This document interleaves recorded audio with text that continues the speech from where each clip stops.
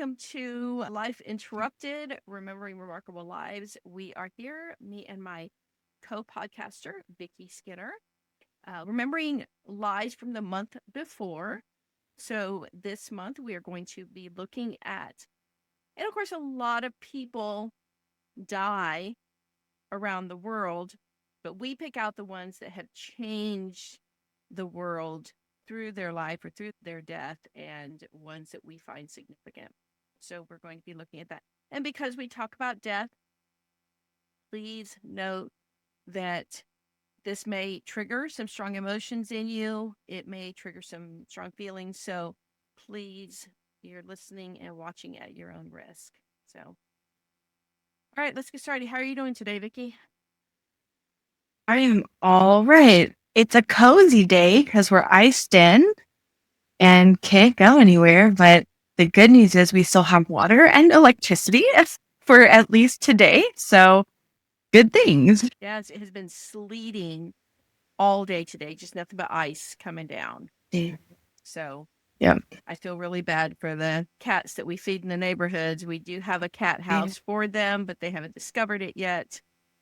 But we know they must be hunkered down somewhere. Mhm. That's what they do. All right, so let's get into these lives. These are people who passed away in December of 2025. So the first person I want to talk about is Cameron Betsy Magnus. She was born July 14th, 1999, and died December 5th, 2025. Known mononymously as Cameron, was an American singer and musician. I'm sorry, I had to look up the word mononymously. That's a person who goes by one name, like Cher or Madonna. I didn't know there was a word for it. That's fun. I know. She gained attention through YouTube videos she posted in 2010, which led to her first American tour alongside Grayson Chance and Cody Simpson. She joined One Direction on their Up All Night tour in 2011, rejoining them for 63 sold-out shows in their 2013 Take Me Home tour of Europe. In 2016, she joined Fifth Harmony on their European 727 tour.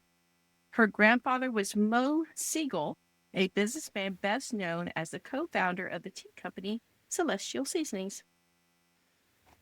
Her last album was in 2016, and she had just posted a video that she was going back into the studio. She had just gotten engaged to her longtime boyfriend named Christian name. That was his name, Christian name. And she died being struck while riding an electric scooter in Miami.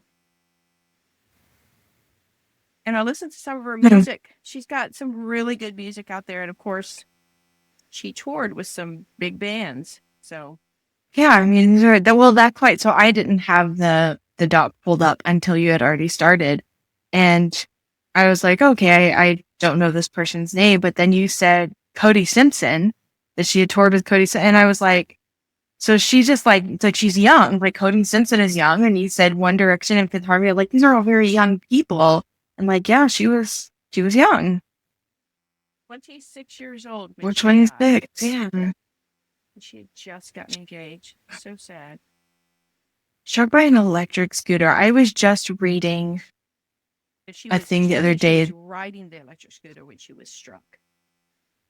Oh, okay. I mean, not that is any better, really, but I was reading the other day that our city, let's say my city, the city next to us, but Frisco, that they're trying to crack down on stuff with these electric scooters, because all through town, these teenagers, they ride them around and they ride them on the sidewalks. They ride them. Like, I've almost hit kids before because they're on the road and they ran through a stop sign. And I was like, I stopped as when I was supposed to, and then went and started to go, and they ran through the stop sign. And I'm like, and they're kids that you don't have to have a driver's license or anything. And so it's like, but all over town, and they're causing problems and getting in accidents, and it's very scary. Just like anything else, if you're riding on the road, you should obey traffic laws, regular traffic laws, no matter what you're on. Yeah, and of course you're supposed to do that with regular bicycles too, but we give people leeway being on sidewalks and stuff on bikes because it's not dangerous necessarily. But those electric scooters go up to like 30 miles an hour or something. They can be very dangerous. Yeah, Yes. Okay, the next person I want to talk about is Gilbert Cyril Gerard, commonly known as Gil Gerard, born January 23rd. So yesterday was his birthday. Oh, wow. 43. Yeah, and died December 16th.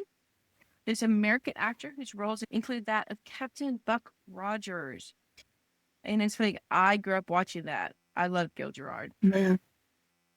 That was done 3 seasons, 1979 to 1981. It was Buck Rogers in the 25th century.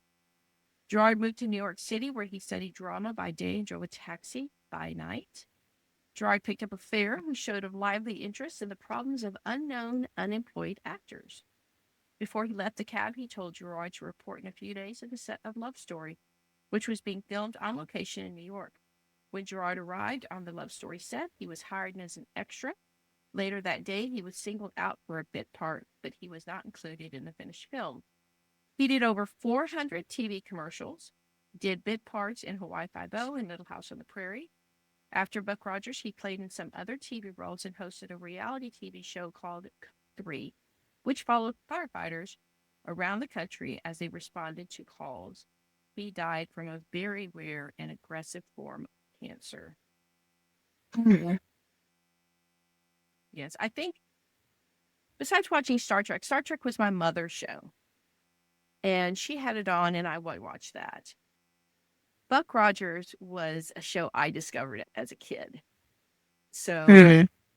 that was a very special show for me. Buck Rogers and Battlestar Galactica were two that I discovered, and my mother had no interest in them, but I wanted to watch them. So I was like, oh, no, Gil Gerard died. That was one of those, like, you hear mention of, I know the name Buck Rogers just from, like, because it's part of pop culture, but I didn't know anything about it, so. And of course, he was the man of the day. He was handsome, and of course, he was this fighter of evil and all of that, and so he was probably in a lot of like the teen magazines and things like that. So yeah, that happens. The older we get, the older they get. So the next person I want to talk about is Anthony Price. He was born March 5th, 1945, and died December 16th, 2025. He was an English fashion designer, best known for evening wearing suits and for being as much an image maker as a designer. Price collaborated with musicians including David Bowie, Robert Palmer, Eva Davies, Steve Strange, and Duran Duran, but especially with Brian Ferry and Roxy Music, whose looks were defined by Price's designs. The manner in which Price dressed, or in many cases undressed, the Roxy girls on the covers of their albums helped define the band's pop retro-futurism. He was later noted for dressing celebrities such as Tara Palmer Tompkinson, Patsy Kensit, Angelica Houston, Jerry Hall, Camilla Parker Bowles, Diana Ross, Melanie Griffith, Yasmin Laban, and burlesque performer Dita Von Teese. In May 2012, he dressed actress Tilda Swinton for her appearance in drag for the cover of Candy magazine, described as the first fashion magazine completely dedicated to celebrating transvestism, transsexuality, cross-dressing, and androgyny in all their glory. Its cause of death was published. And I did a little research, and he did all of the suits for the Duran Duran video Rio. And they're all dressed very nice in these beautiful, almost zoot suit looking suits, kind of little baggy on them. And of course, when you look at David Bowie's suits, they were similar. And so he was a good designer. And that cover of Candy magazine with Tilda Swinton, I pulled it up and Ron said, "Who's that?" And I said, "Tilda Swinton. She was in Doctor Strange. She was in, what was the other movie that we had just seen with her in it?" I was just going to say she was the White Witch in The Lion, the Witch, and the Wardrobe. I thought maybe he would know that. Oh, yeah. And Yeah. I told she played the Archangel in Constantine with Keanu Reeves. Oh, yep. And she's very known for having that androgynous look. Yes.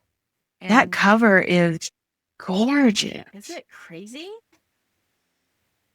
I mean, that color, I mean, it's just like, it is so popping. It is so beautiful. And he said, that's her. I was like, oh, yeah. That is just an amazing picture.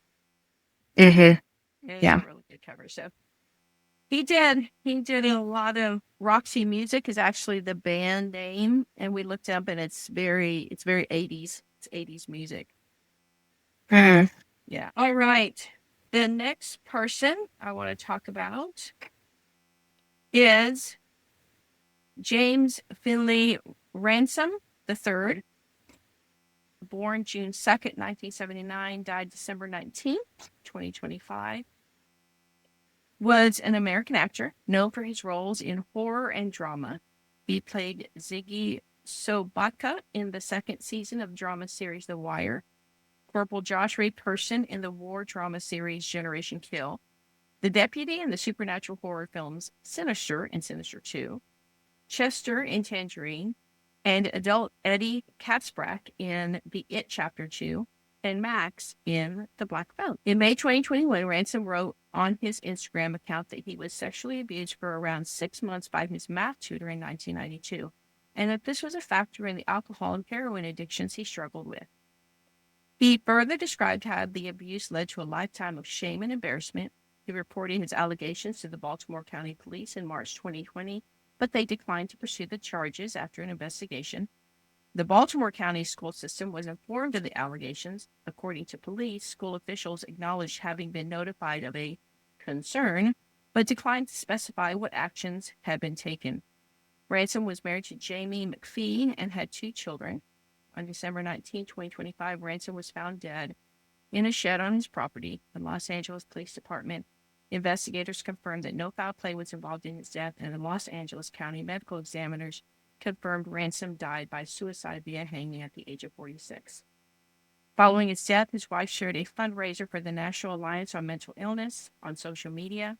Newsweek honored him a vocal advocate for sexual abuse survivors. Since we've been doing this, I mean, it just seems like there has been a lot of, and maybe it happens and we just don't pay attention to it as far as people committing suicide because of the struggles they have because of their past trauma that they've experienced from sexual abuse of some kind. No, I think it's a lot more common than we know. Was shocked when you told me because I did know that he was outspoken about this stuff, but I remember reading. So I mean, because we're horror fans, and he was well known in the horror scene, and then he had an indie background that he was known for when he was younger. I think around the time that Sinister 2 came out, he's like a side character in the first Sinister, and then he's the main character in Sinister 2. I just really liked him, and I had kind of poked around a little bit, and I remember reading all of this stuff. He just, seemed like a very nice guy. He seemed like a very well-liked guy. I don't know. I just, based on kind of some of his past work and how dark it was, weirdly enough, I was surprised to hear that was how he died, because we had this discussion, me and you, not long ago, that there's been a study of how horror and dealing with kind of darker stuff is helpful with things like trauma and depression and anxiety and stuff like that. And I've seen a lot of that firsthand. And so very often these people who are kind of, you would think, oh, you have to be, something has to be wrong with you to be into like making horror. But really it's kind of the opposite, that it's very cathartic and a lot of really well-adjusted. Now, that's not to say obviously that some people in horror don't have issues, but they seem to be well-adjusted for the most part because it's an outlet. And then you often hear of people who are doing things comedy where they're masking that kind of behavior, tend to be the ones who are actually hiding these mental health struggles. Just kind of based on everything I knew, I just didn't see that one coming. So That's very heartbreaking. I think the other part of it that we don't see is, of course, we're just looking at a tiny snippet of their lives when we do this. And I wonder if he was maybe harassed online too because of his Oh, coming probably. out about it. Mhm. And there's some people, which we're about to talk to about, someone who just cannot accept that this would happen to people and that they would hide it for so long and try to deal with it themselves instead of telling someone. But people Mhm. who have not experienced that don't understand the shame that people go through when that happens to them. Mhm. Because there is, for some crazy, odd reason, I probably know it's probably Satan, but when that happens to someone, they tend to think it's their fault. Mhm. Even though it's even little children, even though in no way it's their fault, but they tend to think it's their own fault. And then, of course, other people reiterating that to them can Mhm. also cause to the trauma and the shame of it. Yeah. And Well, so, and then to also have your trauma dismissed like that by so many people, by authorities, by school district, by to everyone just going, oh, it didn't really matter. And here you are with this thing that feels like the heaviest and worst thing that could ever happen to you. And it probably was. And everyone going, well, it didn't matter because it happened a long time ago, or because of circumstances, or because that person is old now, or because what, it's like to hear everybody say, oh, that thing that hurts you every single day doesn't matter and you just need to move on has to be such a horrible, horrible thing to experience. Even though I'm sure he did have a support system in his family, I can only assume with his wife and whatnot, but that negative can always drown out any kind of support that you have. And I can't imagine how traumatizing that is. yes. And then for some reason, people also tend to also think that how can men be sexually abused? It happens. And it's not that it happened to him immediately or when he was an adult. It happened to him by a math tutor of his. He said in 1992. So he was a teenager when that happened. Mhm. When you're that young and you've got an authority figure over you and you feel like there's nowhere to go or nothing you can do about it, and it's it just drives me crazy when people dismiss this sort of thing just because Mhm. they think it can happen. Yeah, and it's shocking actually how we women have been fighting and fighting and still unsuccessfully to be taken seriously about sexual harassment and sexual assault. And then anytime we make a tiny little step, it's like there's still the the men get left behind very often in this conversation because of what you said, especially teenagers, because we get in this all of these different, I don't want to trigger anybody who it wasn't expecting this conversation, but we get into this, oh, well, boys always want it. So if, there's no way, or your body reacted this way, so it wasn't assault. And sometimes there's, how these things happen with authority figures, but also these dynamics of children and adults that, oh, well, they consented, but was it really consent? We don't know because they're children. And there's no such thing as consent with children, but we get into this weird mindset because nobody can agree. You would think this is something that we could have a consensus on sexual assault, and then there isn't. Men often get left behind in the conversation, which is awful. And especially for people who are, because unfortunately, I have encountered people who are really loud about speaking out against sexual assault against women, but then in the same breath, very dismissive against sexual assault against men. And that's unacceptable. And I can only imagine it's a very situation to find yourself in, even in 2026, where we should know better. Right. Right. Exactly. All right. So this next person, I really don't want to talk about her, but Oh, no. I'm going to give her some space because of one reason. Because she was an animal rights activist. And that's the only reason. Otherwise, this person was a horrible person. So this is Brigitte Bardot. Yes. The actress, born September 28, 1934, and died December 28, 2025. Often referred to by her initials BB, she was a French actress, singer, model, and animal rights activist. She became one of the best known symbols of the sexual revolution and gained international fame for portraying characters associated with hedonistic lifestyles. Although she withdrew from the entertainment industry in 1973, she remained a major pop culture icon. She appeared in 47 films, performed in several musicals, and recorded more than 60 songs. She was awarded the Legion of Honor in 1985.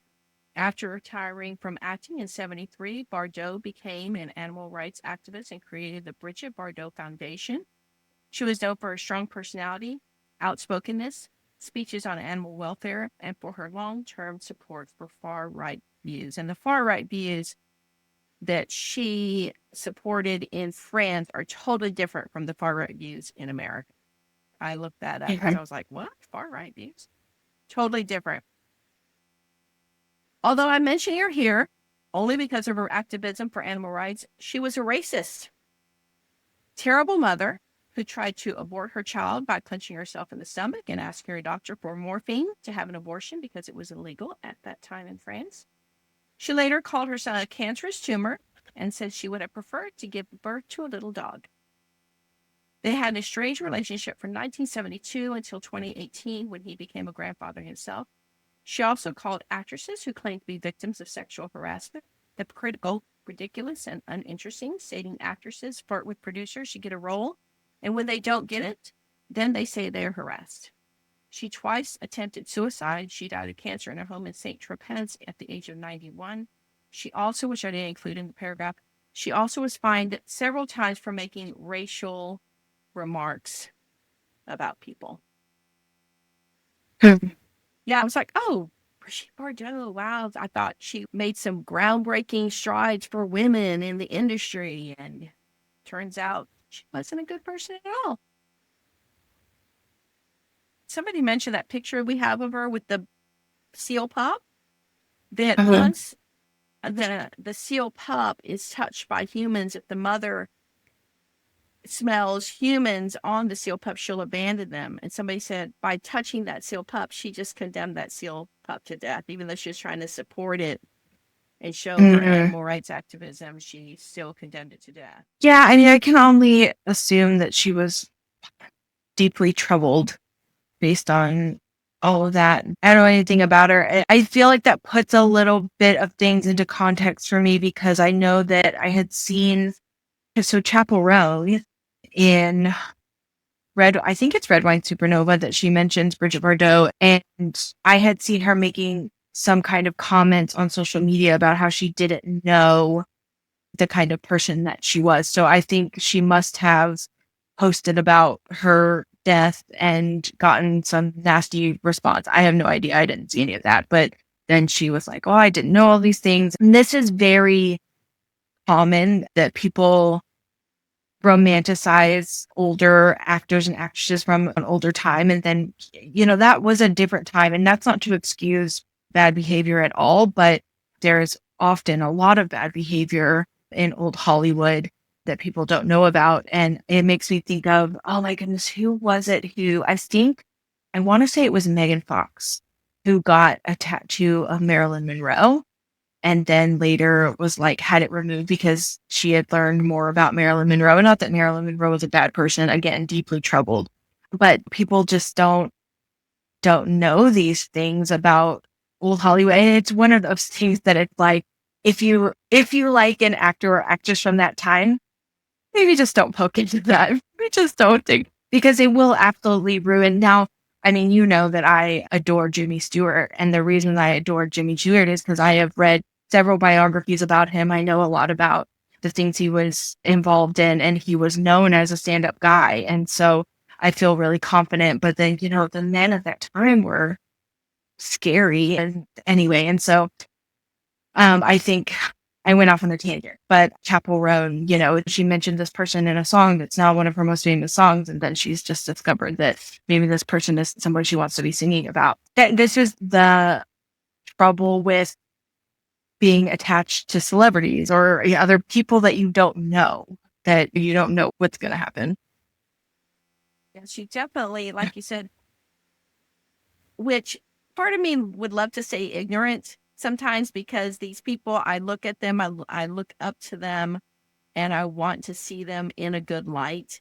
And then I find out something horrible about them. And then you really have to think about, am I going to not like this person because this one tiny bad thing that they did? We shouldn't judge people on one bad thing they Sure. do, but we shouldn't also elevate them or extol them on one good thing that they do. Mhm. So, yes, we definitely need to go back and look at this stuff. And I know that, like I said, we only look at a snippet of their lives. Going back, if you really want to do some research, she did have trouble with her father. Didn't mention anything about sexual abuse, but he was verbally abusive. But I would hope that these people would eventually grow up and mature and be better people. And I think that if Marilyn Monroe had the opportunity to mature further, that she would have been a outspoken person for women's rights and women's stuff. But Yeah. she was very young when she Possibly. died. Mhm. But We see people go both ways all the time. Trauma is such a complicated thing that some people are able to break free of it and some people aren't. yes, so people just dive into it. But she did the good thing that she did with the animal rights.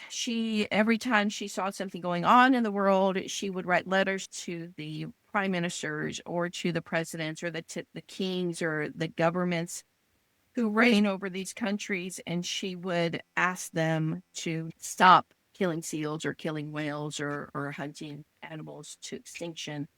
So she threw herself into that. And she was a strong supporter of PETA. It's just that I think that she elevated animal life over human life, which is what PETA tends to do. Mhm. Especially saying that about her son. It's like, so I feel like we need to mention her just for that, but it can. Okay. All right, we have one more person for our highlights. We have Michael Bruce Littman, who was born August 8th, 1946, died December 29th, 2025. Was an American music manager. Over the course of his career, he managed several major musicians and bands, including David Bowie, George Michael, and Matchbox 20, and Melissa Manchester. Littman worked with his artists through large milestones in their careers. He served as an attorney for entertainers before entering the management industry. He served as David Bowie's manager in the early 70s and managed George Michael on two occasions. First in the late 80s during his fame with his song Faith, and then again in the mid 2000s. Littman married Nancy Harris in August 1968. The two were married 57 years and had two sons. His youngest brother Terry also managed artists. His son Nick served as a partner with Littman Entertainment, while his other son Josh was director of video content at iTunes. Michael Littman died in his home in Santa Ynez, California on December 29th, 2025, at the age of 79. His face is very familiar to me, and I'm not sure where I would have seen him, but he is very familiar. I think he looks like an actor. I couldn't tell you what actor, but he does Hmm. look familiar. But I think because my brain is associating him with an actor like, I don't know, like Daniel Stern or Ed Begley or somebody like that. Just that look. No, because I'm looking at other pictures and like I just know his face, and I don't know. I don't know, but man, they were married. Him and his wife were married for 57 years. That's crazy. Yes. All right, on to our highlights. My highlight is I put this picture up here in my notes, but I'll find pictures of him. Rob Reiner, born March 6th, 1947, died December 14th, 2025, was an American filmmaker and actor. He directed a series of acclaimed studio films in a career that spanned comedy, drama, romance, and documentary. Reiner received numerous accolades, including winning 2 Primetime Emmy Awards and a Hugo Award, as well as nominations for an Academy Award, a BAFTA Award, and 9 Golden Globe Awards. He was honored with a star on the Hollywood Walk of Fame in 1999 and received the Chaplin Gala tribute at the Film at Lincoln Center in 2014. 3 of his films have been inducted into the National Film Registry. Reiner was also a liberal political activist who advocated for causes such as LGBTQ rights, early childhood education, and environmental protection, and who campaigned for a variety of Democratic candidates. And we could go on and on and on about Rob Reiner. He was a phenomenal director, phenomenal actor. But I want to talk about some things about him. I want to look at my favorite, and I'm going to ask Vicky what her favorite of Rob Reiner's is. So real quick, I did find it interesting. His parents, Carl and Estelle Reiner, were both actors. His father, Carl Reiner, was the creator of the Dick Van Dyke Show, along with several movies with Steve Martin. His mother starred in movies and can be seen as the woman in When Harry Met Sally, as the one in the cafe who says, "I'm having what she's having." First thing I saw Rob Reiner was in All in the Family when I was a kid. My mother loved that show for some reason. Of course, looking back on it, it's a horrible show. But he played Carol O'Connor's son-in-law, and he called him Meathead. So that's what his character name was, Meathead.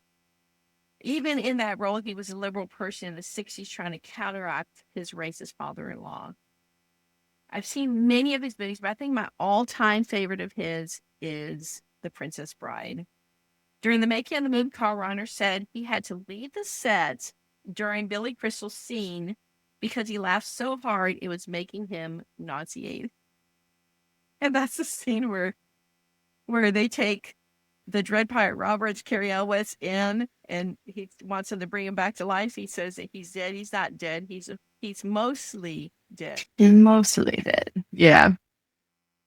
Rob Reiner first read the book The Princess Bride when he was performing the role in On the Families in the 70s. I have seen that movie so many times. When Ron and I watch it, I can say some of the lines. I think it's a great movie. I love that he wanted to adapt it from the book and direct it. So that was my favorite. Vicky, what was yours? We're actually so we're reading Jurassic Park right now, but after Jurassic Park, we had planned to do Princess Bride next. So I'm excited about that because I love the book.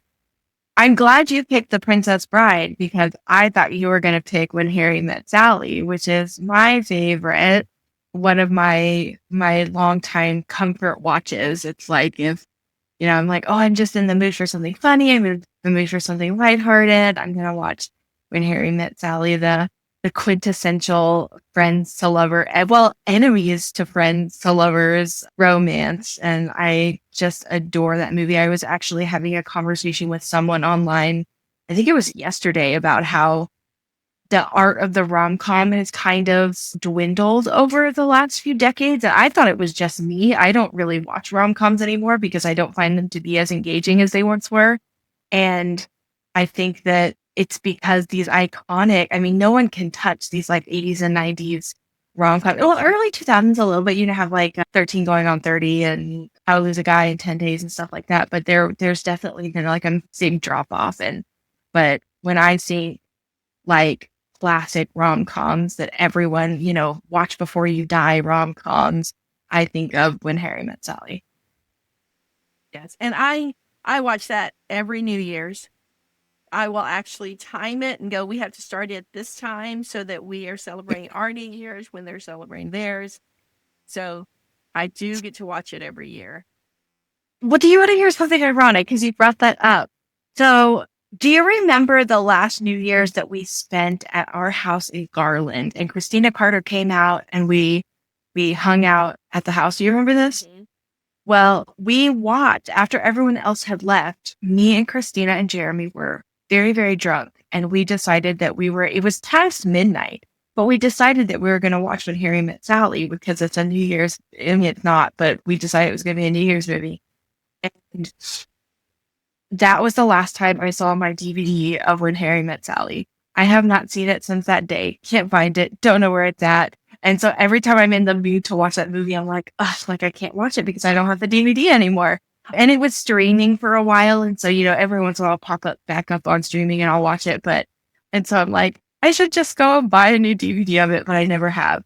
So it's funny that you said That's right. Number one, it is a New Year's movie because it ends on New Year's. Well, but it's one of those things though. It's like lots of movies have a New Year's scene in it. That doesn't mean it's a New Year's movie. It's not just a New Year's scene. It ends with New Year's. And so it's like, honestly, I've probably watched it enough for a lifetime. Like I'm probably good, but every once in a while, I'll just be like, yeah, I really want to watch When Harry Met Sally. The other day, we finished Ted Lasso again because Jeremy was watching Ted Lasso. And there's an episode of Ted Lasso where they do like rom-com like convention stuff because it's, Roy leaves the team and they're trying to get him to come back to the team. And so it's like they broke up and it's like them reuniting again. And they do the When Harry Met Sally thing where they're interviewing people in the audience, and they're telling their little love story. And then I think it was Ted Lasso where Ted Lasso is like, when you know that you want someone to be your assistant coach, you want them to start as soon as possible or whatever, it's so good. And I love that. This filmography is wild. I didn't know some of these movies because I looked up which ones were his. And how do you go from When Harry Met Sally to Misery? Like, how does that happen? I mean, and I can see it because of like there's a few things where the style feels kind of similar, but it's like what a wild trip his filmography is. Yeah, it's funny because there's some directors that you're going, oh, I thought Rob Bryan directed. You found out it was Ron Howard because they're such good directors. That's like, oh, okay, all right. So who is your highlight person? Okay, I'm going to be talking about Sophie Kinsella. Sophie Kinsella, who is actually Madeline Wickham, which I had forgotten all about actually until I was doing my research. And I was like, oh my gosh, I forgot she was Madeline Wickham. This one was very shocking to me because I knew that she was young. And so it's always a little surprising. So Sophie Kinsella was an author. She wrote in the things are changing, titles are changing. When I was in high school and even kind of till recently, she wrote what was known as chick lit, which is essentially like chick lit was this weird corner of publishing where people wanted to write romances, but they didn't want to be expected to write like the steamy sides of romance. And so chick lit was sort of like the funny, quirky romance novels that didn't have sex in them. And now it's like, it's all romance, just stop being silly. And you can write or not write whatever you want. But she wrote kind of one of the most famous chick lit series ever, which is the Shopaholic books. And then they were made, I don't know if there's more than one movie. I know there is at least one movie. I never read the Shopaholic series. I never saw the movie, actually, but I had read a couple of her others. So one of my favorite books that I read when I was in high school, and it was one that me and my best friend Yoon that we read together and joked about and loved, was called Can You Keep a Secret? And I loved that book. And I don't have my copy anymore. I thought I still did, but I must have unloaded it at some point. But it's such a funny, funny book. And then I read The Gatecrashers, which is one of her Madeline Wickham books. She wrote under both names? She wrote under both names. So she has started out under Madeline Wickham, and which honestly is such a badass name, by the way. It's so English. Like, that's the most English name I've ever heard. She started out writing under her real name and did very well for herself. But then I guess those books are a little more on the, I don't want to say it's really serious because it's not like they were like literary fiction or anything, but they were just a little more serious as opposed to like her Shopaholic books. She kind of pivoted and took on a pen name to write something a little more out of character for her. And then obviously did very well as Sophie Kinsella. And I guess kind of went back and forth as she so pleased. And I didn't know when I read The Gatecrashers, which is Madeline Wickham, I didn't know that was her until after I had read it. She was born in London, so she was English. She went to Oxford, so she studied music at Oxford, but then she switched over to studying politics, philosophy, and economics, which is quite the change. And then I was reading about how that had sort of inspired, like she had spent like time in like finance and stuff, and that inspired her to write the Shopaholic series because she was seeing people and how they interacted with money and things like that. And then she got that idea, and she said that she had never planned on writing books, like being a writer. That was not a future she ever saw for herself, but that she had gotten this inspiration, and she was working at like a finance firm, and she started writing in her spare time, and she had this book, and they did really well. I don't know what the timeline is from in terms of her original, where she started with her books. She had 20 books in total, which I actually was a little surprised. I kind of thought it was more than that, but I mean, 20 books is outstanding, obviously. But I just feel like over the past 2 decades, she's everywhere. You can't go into a bookstore without seeing Sophie Kinsella on a front table. The last thing that she wrote was a memoir called What Does It Feel Like? And it was about her experience with this brain cancer that killed her. And it's just a very short thing. And that came out in 2024. But she did die of brain cancer, and she was only 55. So that's a big loss for the publishing world and the literary. She had 5 children. Mm. One of the things I do love about when I read about authors like this is, like you said, she put out, 20 books Mm-hmm. in her time of writing from 1990. Let me see, her first novel, which was in 1995. And that's what equates to a book a year. Less than that, really, but yeah. Yeah. We know that by doing that, she wrote her own books. She did this, and some people are like, well, of course, don't they all write their... No, they don't all write their own books. There are some authors out there, we're not going to name any names, that will come up with an idea and go, okay, here, you write it, and then a ghostwriter will write it, and then they'll get all the accolades and glory and money. But, when you have somebody like her, and they truly write their own books, it's their ideas, they go through the hard part of writing it and sending it to an editor, having to rewrite and add and take away and do all this. I mean, it is and you know that, it's a long, hard process. Mm-hmm. You don't just write a book and send it to an agent and they go, okay, sounds good, let's publish it. It's not the way it works. So it's good when I see someone like this, or when I read about someone like this who actually was creator of their own stuff. Sure. That was the majority. Now we have this weird conversation going on with AI and all of this stuff. And so it's unfortunately not the majority anymore. Because I think about, last month we had talked about Fern Michaels, and it was the same. She had written over 100 books, and it's like, they didn't have AI back then, and she wasn't writing with ghostwriters. It was just her sitting at her computer and writing these lovely little stories. And so, yep. So, question, as a writer yourself, when writers, because I don't know if I could do it, but how do you write a book under? I know you do it. You have 3 different names you write under? Yep. I actually published under 5 different names. Okay. But actively publish under 3.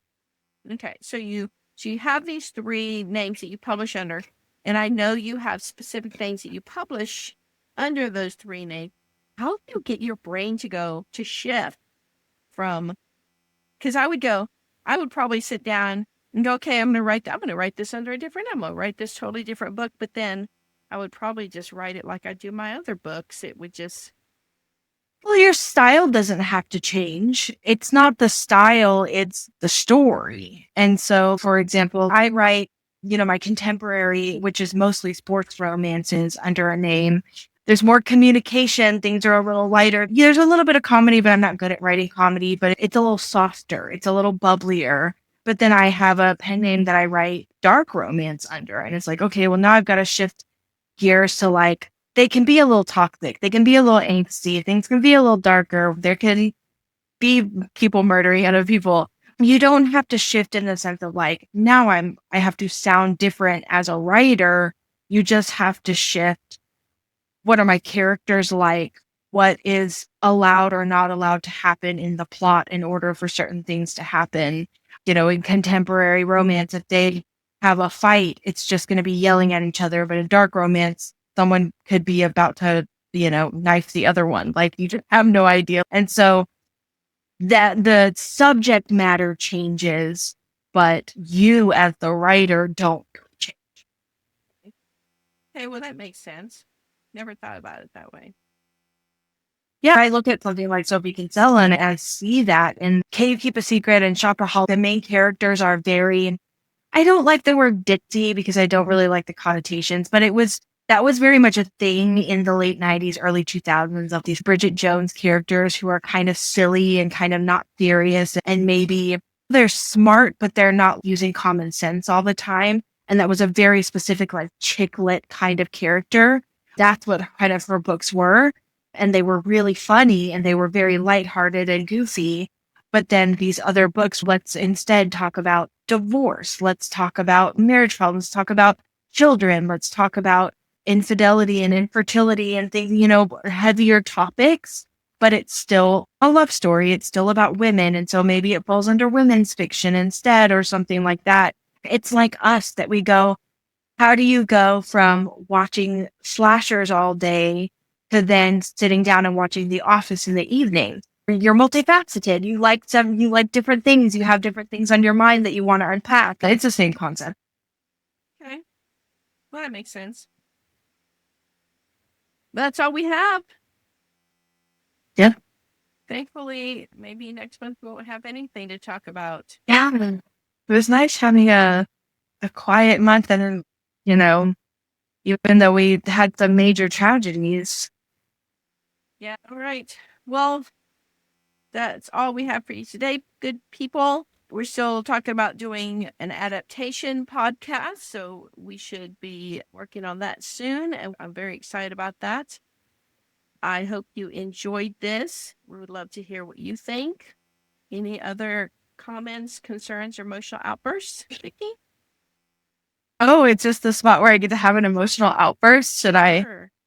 I dial in? No, I'm good.